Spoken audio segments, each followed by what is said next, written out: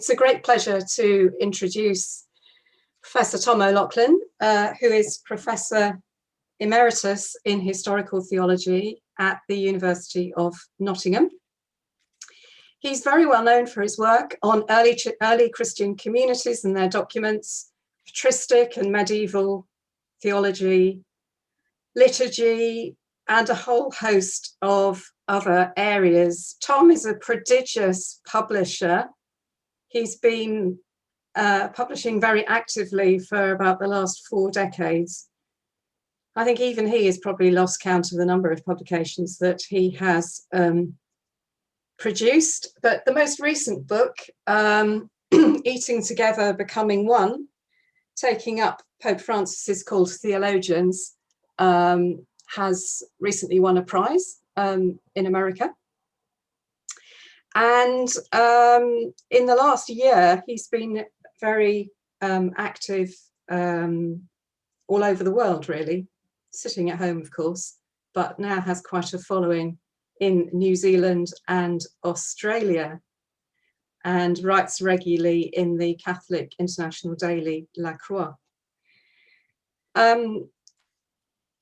Alec mentioned yesterday that when he found his way to Lampeter 20 years ago, Alec found, to his surprise, a bunch of ecclesiastical historians beavering away. And of course, Tom was one of those. It's been a great pleasure to have him as a friend and colleague for the last 20 years. And I'm particularly grateful to him, actually, for stepping in to this particular slot at short notice. The person who was originally going to fill the early Christianity slot wasn't available in the end. So I'm delighted that Tom has been able to get his thoughts together on this topic for us. And so it's a pleasure to introduce your paper, Tom, on rites of passage and the rewriting of early Christian history. Over to you. Thank you, Frances, and it's a great pleasure to be speaking to you all. And well, I imagined that I'd be attending this conference last year and being able to potter down from my office in Nottingham. I never thought I'd be sitting here doing it from my study. On the one hand, to compare a discipline over a period of 110 years, 112 years since the publication of Van Gennep, is a wholly specious operation. The world has changed, scholarship has changed, our questions have changed, so why make the effort? On the other hand, because Van Gennep has become so widely used within a host of disciplines, not just among historians, but among liturgists and sociologists and anthropologists, whose work has become ever more similar to our own work as historians, it does invite reflection on how he impacted the world around him and how he compared with the historians of the time and how his work stands up to the way we do history today. It also raises very interesting questions for our own method and our perception of the discipline. So, with that in mind, this paper is not a history of Van Gennep's contribution, though it will look at that, nor will it try to trace direct lines of influence from Van Gennep, which are tenuous among historians, and particularly so in the English-speaking world. But it will try to use his work as a way of becoming more aware of where we stand today as a discipline in comparison with many of the works which we still use. It's frequent to point out that Van Gennep belongs to the heroic age of anthropology. So he came immediately after Fraser, and he is parallel in time with Durkheim. Around the same time, the Encyclopedia of Religion and Ethics was being produced in Britain, and indeed he used it. And it's at exactly this time that African art starts to be used as a source for art in Europe.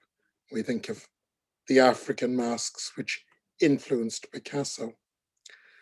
But we can also imagine him as belonging to the heroic age of French historical scholarship. Now, can I get my, there's Van Gennep.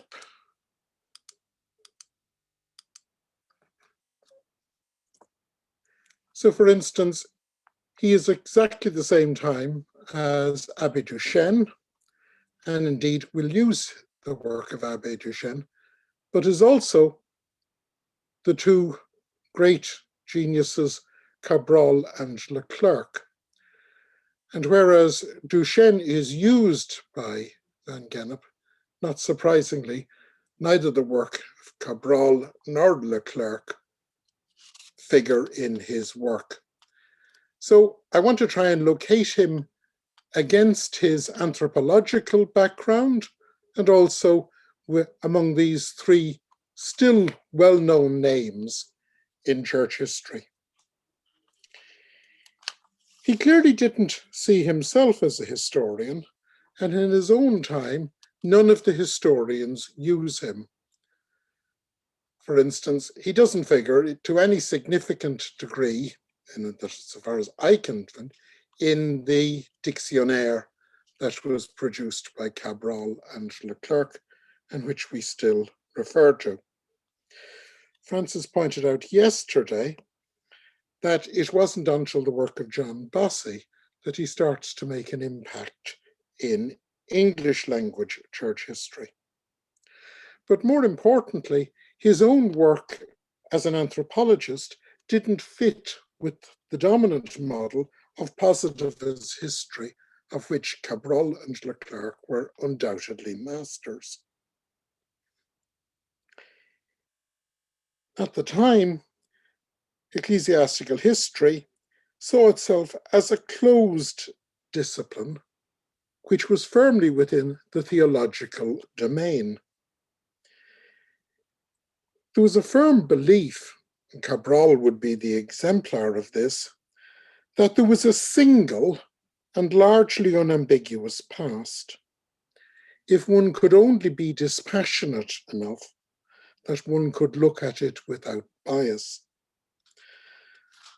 The past was, in the words of Jean Collin, the great military historian and friend of all these people, who wrote at the beginning of his work on the wars of Frederick the Great, history alone leads us to solid conclusions. These are conclusions nothing can shake, and from them come our most solid convictions. Therefore, in order to rough out a sketch of historical science, we shall ourselves have recourse to the historical method. Now, Colin was arguing that history could teach the young officers who would soon fight in the French army that history would be the way they would find out really what they should be doing. But it's equally true of Cabral and Leclerc, and indeed of Duchesne.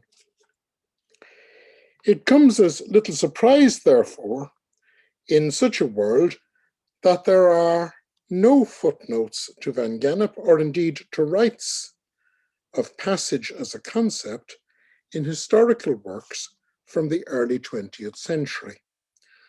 I keep my eyes open for these, but if you have found them, I would dearly love to hear from you. There are, from that period, a great many studies of the early church, and particularly its what we would refer to as rites of passage, but which they saw primarily as fixed realities, sacraments, and the dominant two areas of investigation historically were order and baptism. But with this, there was almost nothing on the church as a cultic community that was to a certain extent studied by hagiographers, but that was kept very much apart from the main teaching of church history. Partly because the methodology that had been evolved by the Bollandists was seen as internally perverse and damaging to theology. So, for instance, De la Haye would be read by such writers as Rudolf Bultmann and adapted, but was very rarely read by mainstream church historians. The idea that one would use the dubious materials of saints' lives in dealing with the theology of baptism was considered dangerously modernistic. I'm using modernist there in the technical sense of Pius X and his ilk. Moreover, the liturgy was seen as just the formalized compartment, and its ceremonies were separated in a very clear way from folk religion. De la Haye had set the stamp for this distinction already in the 1890s and in his work from 1906. Baptism in particular was seen in one of two ways. Either it was studied as the search by parallel with a legal precedent for the formal elements to prove that it existed and that it hadn't changed. So, for instance, studies of baptism in relation to the Didache invariably pointed out that it used the exact same formula as that recommended by the later councils.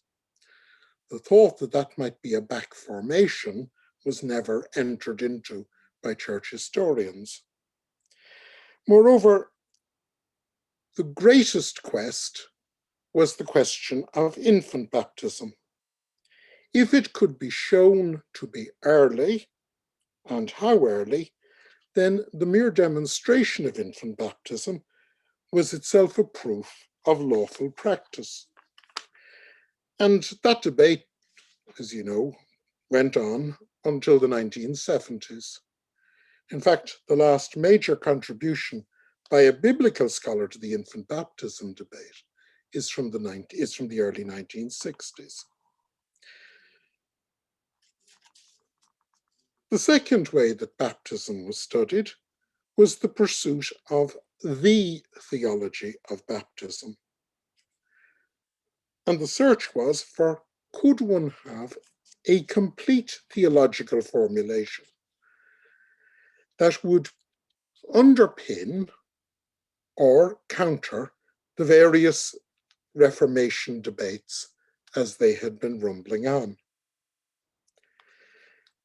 The act of baptism itself was viewed entirely in terms of being a formal individual event, which was tantamount to finding the ideal situation for affirming the underpinning theology. One of the themes that runs through most of the entries in the Dictionnaire is that theology exists and doesn't change. It then can be seen to be manifested in rites. So the task was to work backwards from the rites to find the manifestation of the correct theology. The theology was always presumed to be independent of the society which carried out the action. And anyone viewing church history found little attraction for their work if they began with the rite and then argued to the theology. There was consequently almost no interest in how baptism shaped the community, because the community was known from the fact of baptism. It was either an Orthodox church or it was not. There was also widespread agreement that while there were overlaps between early Christian history and religious studies, that these overlaps were either purely accidental or else were to be seen as corruptions, usually viewed as syncretism. Van Gennep himself uses the term magico-religious actions and seems to use it as a distinct term from references to the Christian sacraments. However, anyone who were to view the Christian sacraments using the concept of magico-religious actions were usually referred to doctrinal treatises on the effects of semen magus. We can identify certain underlying assumptions in this very widespread of church history, and I don't want to just associate it with Cabral and Leclerc. The first was that beneath the diversity of phenomena, and indeed the conflicting opinions, whether they're described as heresy or not, that there must have been an original unity. As logically diversity must follow from unity, so historically there must have been an original unity from which, through the vicissitudes of situations, diversity had emerged. There was one Lord, so there was one faith, and so there was one baptism. And so there was an alpha point from which all the diversity could be traced, and back to which a study of the diversity might lead the historian. Secondly, that the evidence was, if not complete, at least coherent and consistent. The best example of this belief in the consistency and coherence of early Christian doctrine, note the word doctrine, comes from the biblical side in the first edition of Emil Schurer's The Religion of the Jews in the Age of Jesus Christ, which had just been translated into English. And from a slightly later period, the 5 volumes of commentary on Acts by Kersop Lake. Historically, this coherence and consistency manifested itself in that a more or less complete account of Christian history was a possibility. Thirdly, that substantially the same frameworks of understanding that were used by historians were those of the people and institutions they studied. Whereas we have a very clear perception of the danger of reading back our positions or later theological positions into the evidence, there was a sense that while history changed, theology didn't change, and therefore reading back was not so much a crime as merely applying to a more general form of evidence. It was a form of interpolation, just as one could know that there were gaps in the historical record, those gaps could be filled in by parallels from the theological record. And the fourth assumption that there was a sequence of understanding that was not only common to historians and theologians, but was common to the sources as well. And that is, theology manifested itself in practices, and practices were seen in rites. This produced a parallel belief that if you can get the theology right and understood, then the theology could be agreed upon by all. And equally, if the rites could be understood correctly by all, then they would reflect the original theology. Thus, history was very clearly a tool of apologetics.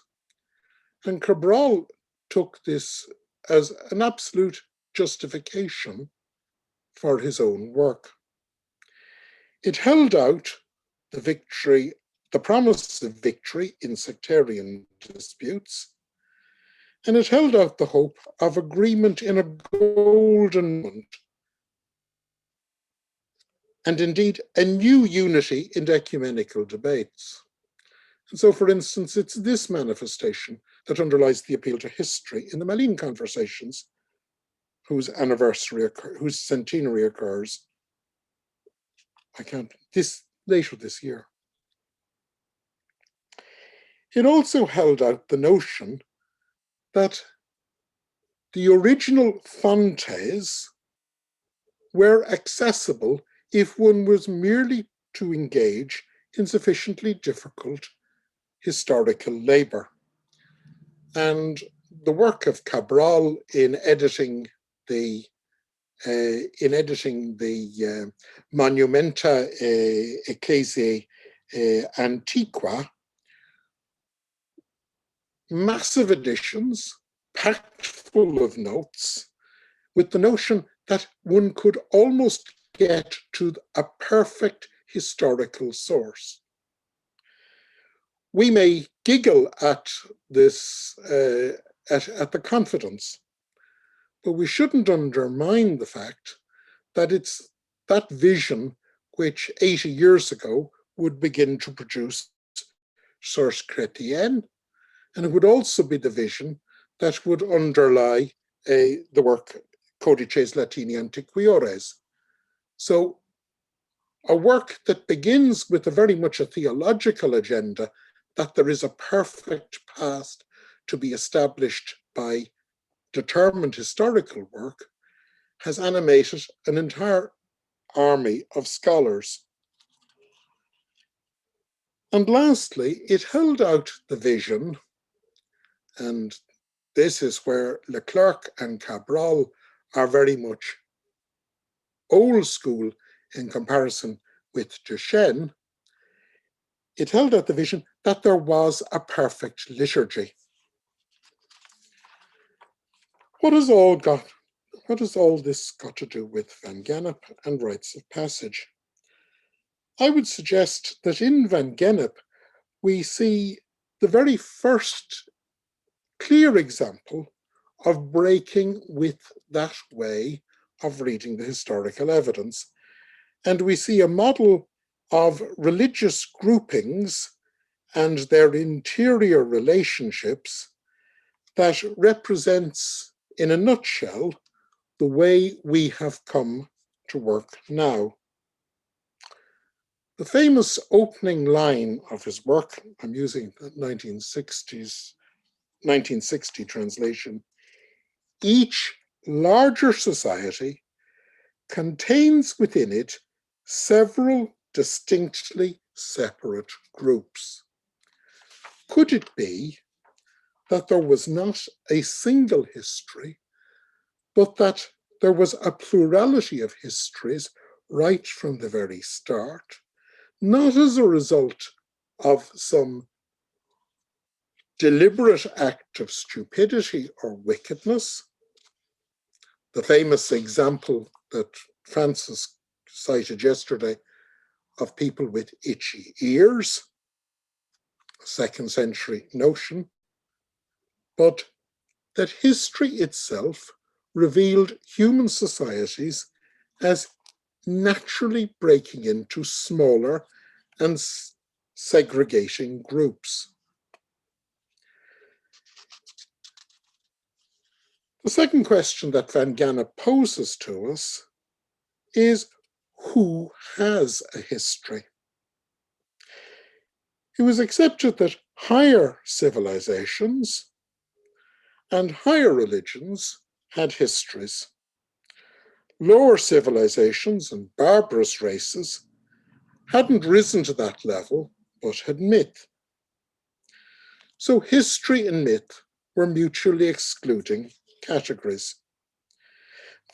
While Van Gennep does use the notion of a scale of civilizations, he completely ignores the notion that higher societies and religions have history, while lower societies have only myth.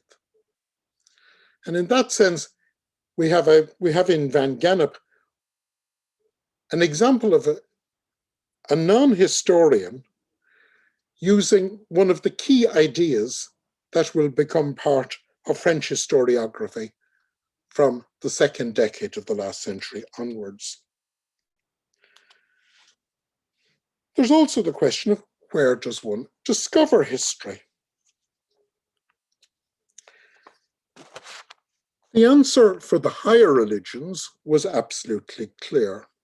One discovered it in the case of Judaism and Christianity from inside. We ask Luke about what is the perfect vision of the early church. And we note that it's a singular vision. It is the early church. We ask him, and he gives us the information.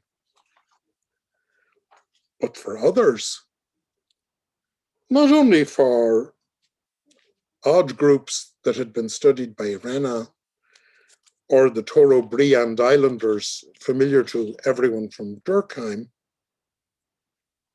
but indeed for the Greeks and Romans, one had to use a study of their mythology and a study of their archaeological remains and a study of their stories. We discover what they believe, how they understand, and how they relate by observation of the distinction between their categories and our categories. That's being used extensively in the first decade of the 20th century, but not by church historians. So now let's move to a study of what Van Gennep says on baptism. Almost on the opening page, indeed on the opening page in the French edition, he writes these words: social groups in such societies, and he's referring to all religious societies, have magical religious foundations as a passage from group to group. And this takes on a special quality when it is found in such things as our rites of baptism and ordination. So already Van Gennep is assuming that there's no distinction between the study of the Christian sacraments and these other rituals that he is interested in. He then proceeds to the phenomenon of naming. And naming he sees as a rite of incorporation, and he takes an example of a ritual from Gabon. But then says, we can understand this by noting how strikingly analogous it is to baptism. And he writes, baptism has most often been regarded as a lustration, a purging, a purifying rite.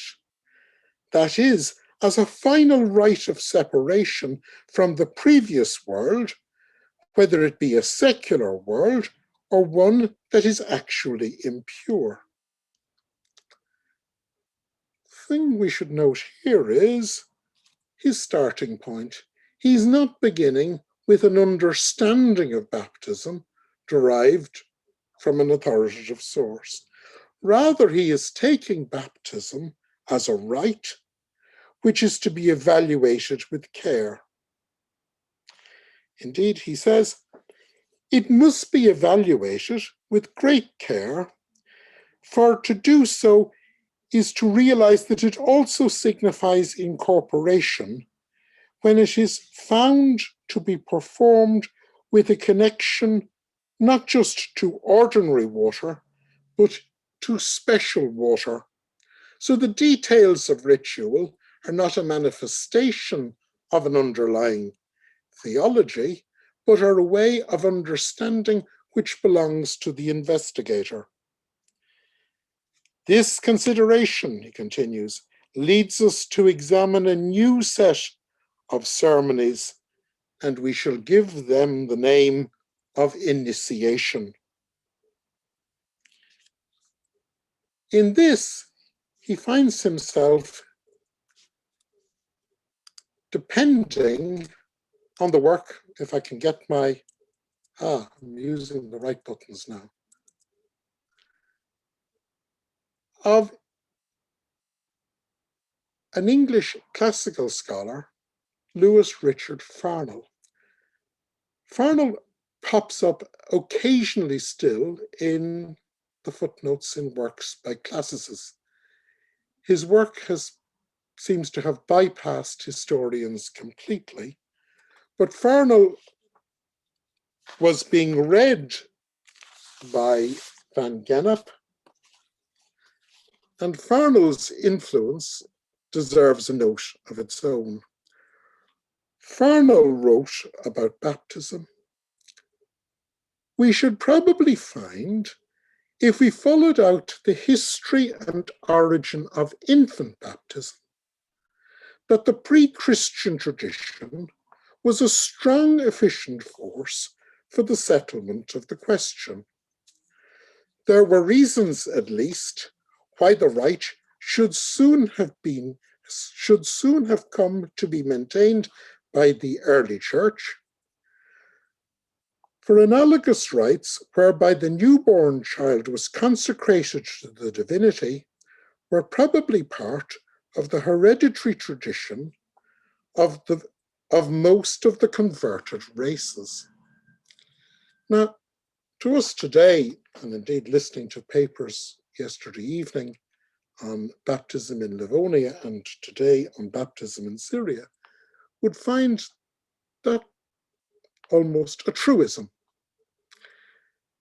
Yet Farnell's work makes no impact among church historians whatsoever. Again, I'm open to be contradicted, but using that basic tool of just running through indices of standard textbooks up to the 1950s, Farnell's name doesn't occur, and yet his book is being used by Van Gennep, and it's being used by Van Gennep almost as the springboard for his own notion of initiation.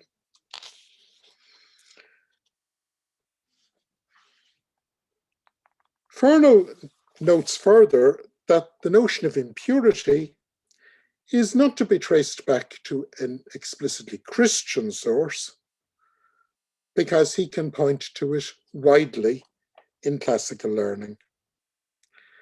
Moreover, Farnell says we should look at rites as human events.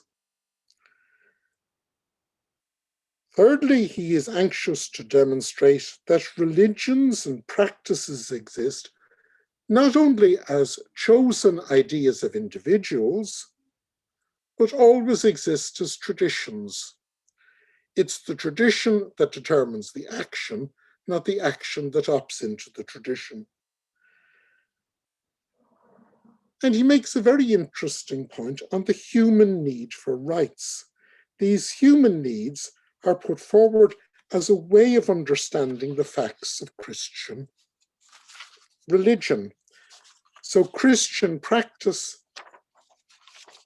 he continues, takes the form of a plunging. And plunging, he points out, could be a fire ritual among the Hellenes, water ritual among the Teutons, or plunging among barbarian tribes. And here, of course, he's using Aristotle's famous description of how the infants of the barbarians were plunged into the river.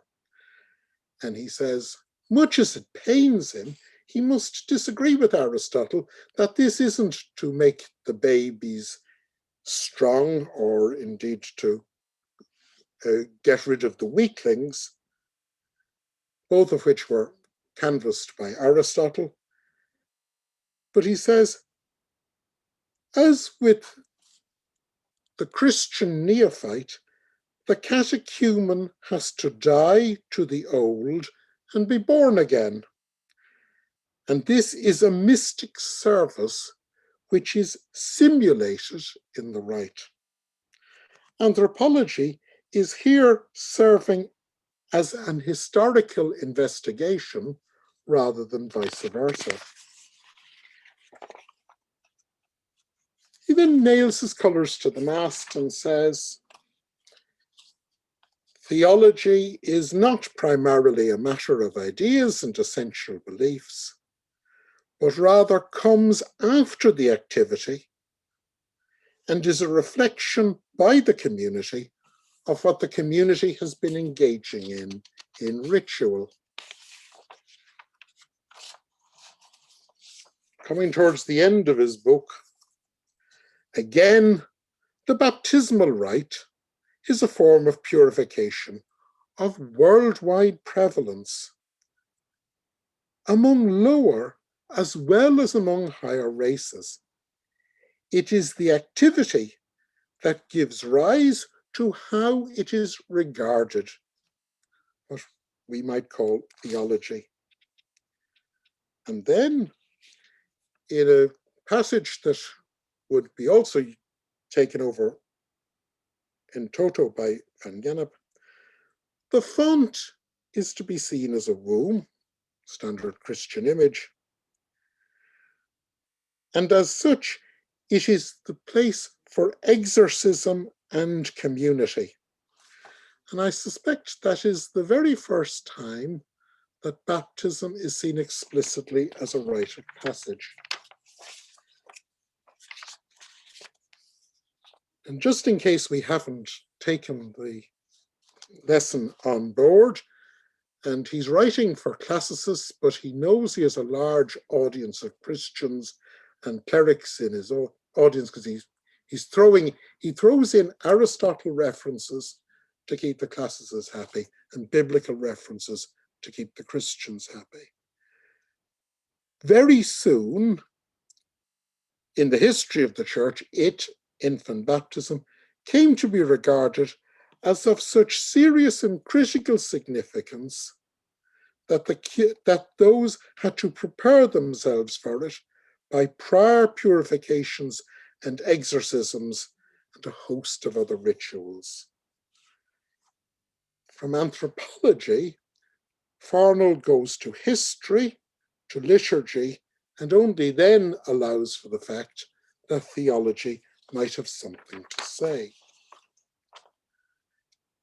Van Gennep takes it all on board, quotes extensively from it, and then points out that there's a parallel between baptism rites which incorporate into a community and the forms of Navajo initiation. This allows him to extrapolate on the causality that is in the rite. It's not a matter of the rite operating ex opere operato, but rather as rite as a human fact. And that's a very interesting debate, because whereas Christians had been concerned with the notion that rites took place in many other religions, they invariably saw this as either the recollection of the primal religion or else as simply a problem that was to be overcome by true rites. For Van Gennep, rite is a primary religious category and a primary human category, and then as such it is accessed by the various religions. Curiously, to argue this, he uses the work of James Hastings. The early volumes of ERE had already been published and by 1909 and are cited by Van Gennep just a year later. However, interestingly, whereas Hastings is still operating on the notion that one can distinguish between the Christian rites, and this is Hastings as a theologian in his other encyclopedias and in his Dictionary of the Bible, Van Gennep is turning the evidence on its head. It's not that rite can find parallel, it's not that theology can find parallels in rite. Rite determines the way theology will be understood. And the example that Van Gennep gives of this is that you do not look on the rites of separation in puberty as reflecting a belief about the person, but rather look on the rites and then ask how they understood the person from the way the rites were performed. Christian initiation, a phrase he first uses in the latter part of Rites of Passage, is then seen in terms of how it can differentiate within the community, even more importantly than differentiating the community and the larger pagan world. And in this, he uses Duchenne. It's from Duchenne he takes over the notion that there is a process of rites. But whereas Duchenne takes that over from the notion of the processus familiar to theologians, Van Gennep re-engineers it as a human process of rites, which might then give rise to a processus within theology.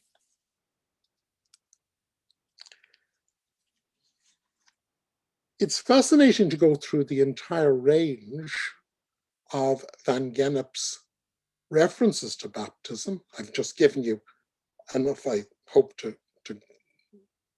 this spoken form of the paper, and to note how he uses writers from the time, many of which we are still familiar. But the most interesting shift is the one that is not explicit but implicit in Van Gennep and comes in 1934 with Walter Bauer. Curiously, Walter Bauer's famous work was the 10th volume in Beiträge for historical theology, contributions for historical theology in Germany. It would be 2009 before there would be a dedicated series for historical theology in English.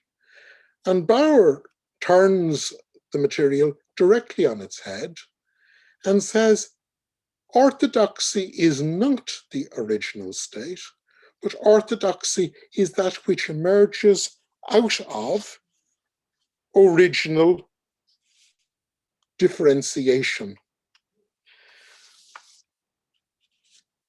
one does not start with a unity, one starts with differences and sees unity as the result of a process of deliberate reflection and organization within a group.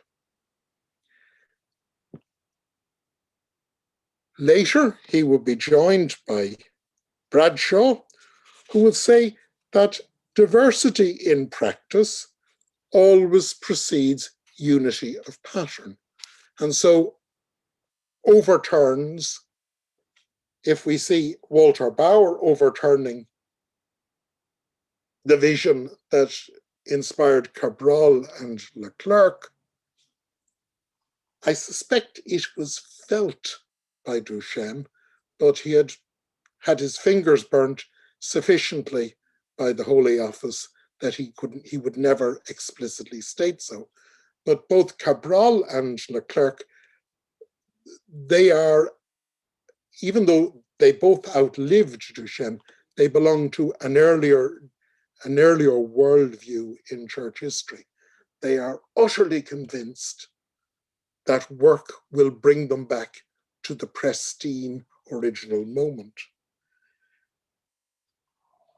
Bradshaw not only overturns Dix's method, and so affects the whole way we study the rites of passage, but assumes that its original diversity, which in the process of being overcome, generates many of the arguments which will later become the theological discussion points.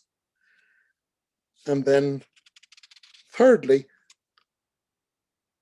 the great conviction of nearly all these early scholars was, of course, that the one thing that distinguished early Christian understanding from every other religious expression was that Christianity had its sacred book. And the sacred book, because it was the work of known writers, or at least knowable writers, could be reconstructed in its perfection. The famous opening lines of Westcott: "There may be many manuscripts and many variants, but, gentle reader, you can rest assured everything is okay.